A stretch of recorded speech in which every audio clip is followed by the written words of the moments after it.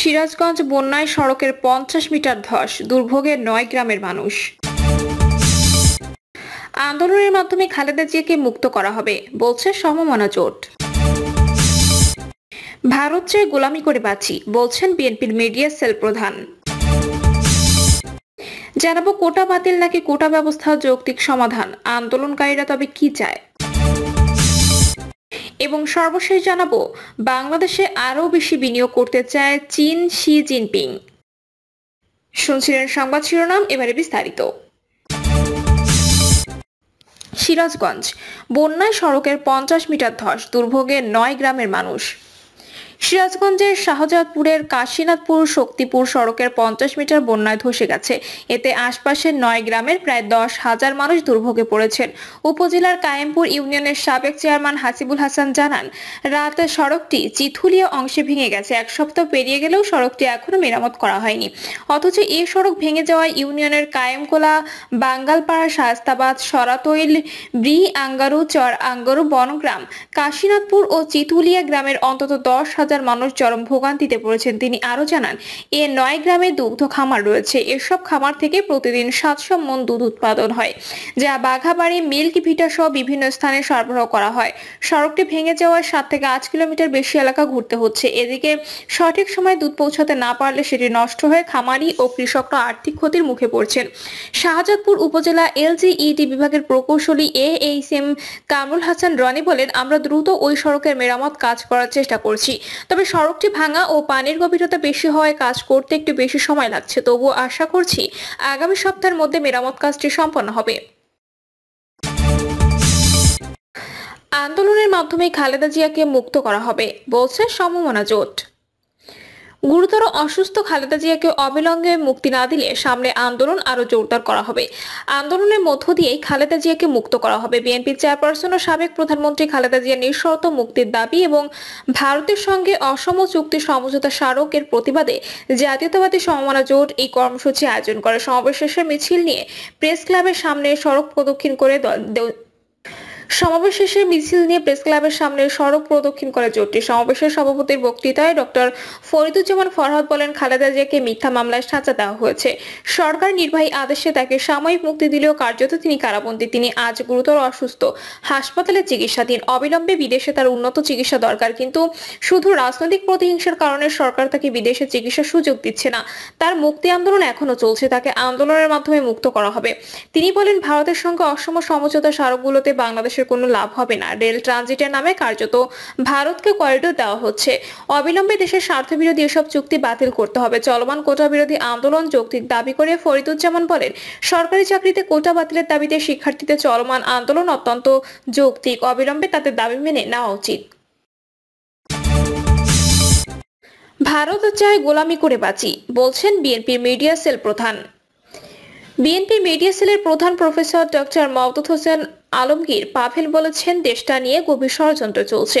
ভারত বাংলাদেশকে কোনোভাবে মাথা উঁচু করে বাঁচতে দিতে চায় না। তারা চায় আমরা তাদের গোলামি করে বাঁচি, কিন্তু দেশের জনগণ কারো কাছে গোলামি করবে না। মাওদুদ হোসেন আলমগীর পাভেল বলেন, আধিপত্য ও আগ্রাসনের বিরুদ্ধে যে লড়াই দেশে শুরু হয়েছে, এই লড়াই থেকে আমাদের পেছনে যাওয়ার সুযোগ নেই। এই লড়াইকে আমাদের ছাত্র তরুণদের অংশ নিতে হবে। ডক্টর মাহবুবুল্লাহ বলেন, ভারত রাষ্ট্রের চরিত্রটা যদি আমরা না বুঝি, তাহলে ভারতের আধিপত্যের বিরুদ্ধে আমাদের লড়াই সফল হবে না। তাই ভারতের চরিত্রটা বুঝতে হবে। পৃথিবীর এমন কোনো দেশ নেই যেখানে ভারতের লোক গুরুত্বপূর্ণ দায়িত্বে নেই। ভারতের মনোভাব এমন যে ছোট রাষ্ট্র হিসেবে কারো বেঁচে থাকার অধিকার নেই। এমন মনোভাব পোষণ করা একটি দেশের আগ্রাসন থেকে আমরা কিভাবে রক্ষা পাবো সেটা চিন্তার বিষয়। ভারত তাদের নিরাপত্তা নিশ্চিত করার জন্য মূলত চেয়েছিল পাকিস্তান ভাগ হয়ে বাংলাদেশের জন্ম হোক। ভারত তাদের চিকেন নেককে স্পর্শকাতর হিসেবে দেখে। বাংলাদেশের সঙ্গে এই করিডোর সমঝোতা বিপজ্জনক, কেননা এই সমঝোতার মাধ্যমে তৃতীয় রাষ্ট্র চীনের সঙ্গে বিরূপ সম্পর্ক তৈরি হতে পারে। একটি গণতান্ত্রিক সরকার গঠনের মাধ্যমে এই দেশবিরোধী চুক্তি বাতিলের জন্য গণভোটের আয়োজন করতে হবে। আশা করি দেশের মানুষ স্বাধীনতার সার্বভৌমত্ব রক্ষায় গণভোটে অংশ নেবে। গত জুনে ভারত সফরে দেশটির প্রধানমন্ত্রীর সঙ্গে প্রধানমন্ত্রী শেখ হাসিনার সমঝোতা স্মারক সই হয়। এটিকে চুক্তি হিসেবে প্রচার করেছিল অনেকে।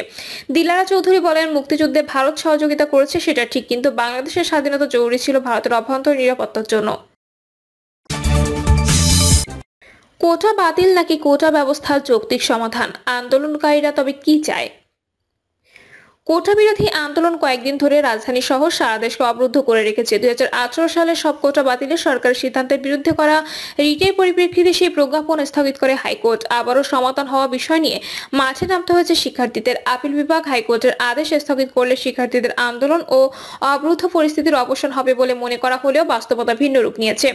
আন্দোলনকারীরা ঘোষণা দিয়েছেন এটি আদালতের এখতিয়ার নয়, এটি একমাত্র নির্বাহী বিভাগই পূরণ করতে পারবে। তাদের দাবি, সরকারের কাছ থেকে সুস্পষ্ট বক্তব্য আসতে হবে। এদিকে আপিলে হাইকোর্টের আদেশ স্থগিত হওয়ায় কোটা বাতিলের সরকারের সিদ্ধান্ত বলবৎ হওয়ার পরেও কেন রাজপথ ছাড়বেন না শিক্ষার্থীরা, সে প্রশ্ন উঠছে। কোটা বিরোধী আন্দোলনকারীরা এখন কোটা বাতিলের বিরোধিতা করে যৌক্তিক সমাধান চান। কি সেই যৌক্তিক সমাধান, এ নিয়ে পাওয়া গেছে একাধিক মত। আপিলের আদেশের পর সর্বশেষ কি অবস্থা দাঁড়ালো জানাতে attorney general M Amin Uddin গণমাধ্যমকে বলেন, আপিল বিভাগ স্থিতাবস্থা বজায় রাখতে বলেছে, অর্থাৎ যেমন আছে তেমন থাকবে। কোটা বাতিল সংক্রান্ত 2018 সালের পরিপত্রের ভিত্তিতে যেসব সার্কুলার দেওয়া হয়েছে সেক্ষেত্রে কোটা থাকছে না। যৌক্তিক সমাধান মানে সংস্কারের দাবি কিনা প্রশ্নে রাজধানীর আগারগাঁওয়ে আন্দোলনে অংশগ্রহণকারী মেহরাব হোসেন বলেন, মুক্তিযুদ্ধের সন্তান ও পরিবারের 30% কোটা যৌক্তিক নয়। সরকারি চাকরিতে সব গ্রেডে অযৌক্তিক ও বৈষম্যমূলক কোটা বাতিল করে এক দফা দাবি আদায়ে নেমেছি আমরা। কোনো বৈষম্য আমরা চাই না। তার পাশে দাঁড়ানো আরেক আন্দোলনকারী বলেন, কোটা সংস্কার করতে হবে। আমরা সব মিলিয়ে 56% কোটা না দিয়ে যৌক্তিক পরিমাণ দেওয়ার পক্ষে। তাহলে কোটা বাতিল নাকি সংস্কার জানতে চাইলে সদুত্তর দেননি তিনি। আপিলের রায়ের পরে রাস্তা থেকে সরে যাওয়া উচিত ছিল উল্লেখ করে রাজনৈতিক বিশ্লেষক সুভাষ সিংহ রায় বলেন, আজকের আপিল বিভাগের আদেশের পরে রাস্তা না ছাড়ার সিদ্ধান্তের মধ্য দিয়ে আন্দোলনকারীরা নিজেদের চরিত্র প্রকাশ করে দিচ্ছে। তারা যেটাকে যৌক্তিক আন্দোলন বলছে সেখানে অন্য এজেন্ডার লোকজন ঢুকে পড়েছে। তা না হলে তাদের যে দাবি সেই দাবি নিশ্চিত হওয়ার পরেও এখন সরকারের কাছ থেকে দাবি আদায়ের কথা বলা কমিশনের দাবিগুলো খুব উদ্দেশ্য প্রণোদিত। এর আগে সচিবালয়ে আইনমন্ত্রী আনিসুল হক বলেছেন, কোটা ইস্যুটিতে এখন আর সরকারের সিদ্ধান্তের ব্যাপার নেই, ইস্যু এখন সর্বোচ্চ আদালতের কাছে। সর্বোচ্চ আদালত সিদ্ধান্ত নেবে, সব পক্ষকে শুনে সব বিবেচনা করে সঠিক সিদ্ধান্ত দেবেন।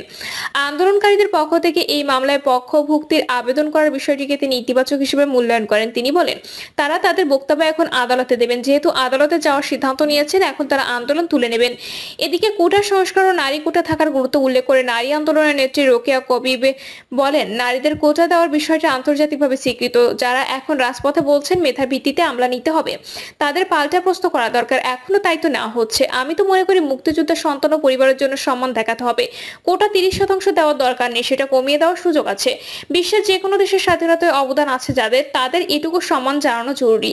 যদিও মুক্তিযুদ্ধ কোটা বাতিলের পক্ষে এখনো দৃঢ় অবস্থানে কোটা বিরোধীরা। আদালতের রায়ের সঙ্গে আমাদের আন্দোলনের কোনো সম্পর্ক নেই উল্লেখ করে কোটা বিরোধী আন্দোলনের অন্যতম সমন্বয়ক নাহিদ ইসলাম বলেন, আমরা চাই পিছিয়ে পড়া জনগোষ্ঠীর জন্য কিছু কোটা থাকুক। সরকার 2018 সালে যে পরিপত্র জারি করেছিল সেটা ত্রুটিযুক্ত দাবি করে তিনি বলেন, সেটা রয়ে গেলে বারবার কেউ না কেউ আদালতে শরণাপন্ন হয়ে বিষয়টাকে জিইয়ে রাখবে।